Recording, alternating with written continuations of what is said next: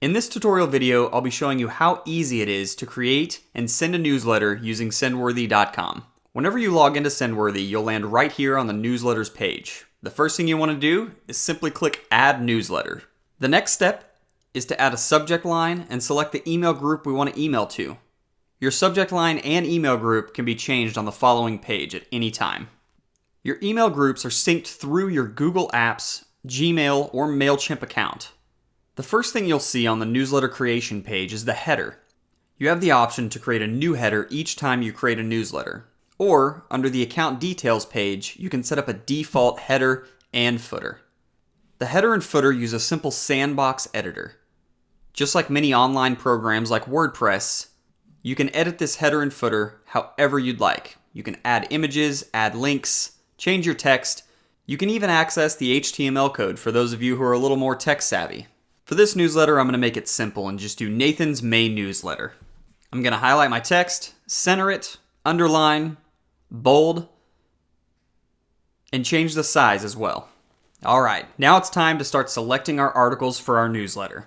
For this newsletter, I'm going to select from the real estate category. I select the drop-down menu, select real estate, and start cycling through the articles until I find one that I like.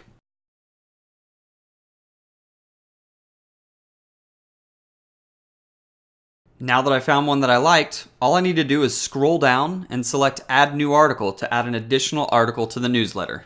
For the next article, I'm going to select from the travel category. Again, click the drop down, click Travel, and then cycle through the articles until I find one that I like. Next up, I'm going to add a call to action button. These buttons allow me to interact with my database and drive them back to my website or an offer that I may have. Because this is a real estate newsletter, I'm going to drive them to my real estate website and tell them to get their free home value estimate. This will send people back to my website where they can enter in their information for a free home value estimate from me. Next, I want to add one more newsletter. For this one, I'm going to select from the technology category.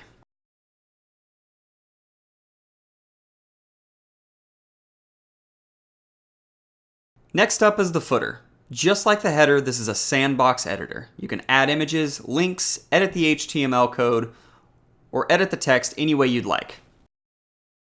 Next up, we're going to save our newsletter and preview what it's going to look like.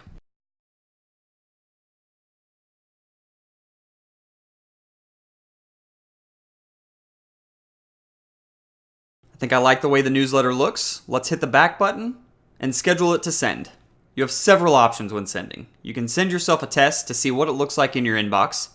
You can send now, or schedule your email to send at a later date. Let's say you were creating an email at night and you wanted it to go out in the morning. Simply click Schedule and select the date and time you want to send it. So as you see, using Sendworthy, it's very easy to create and send an email newsletter. No more scouring the internet for content or worrying about what to send your database. Thanks for watching this video from Sendworthy.com.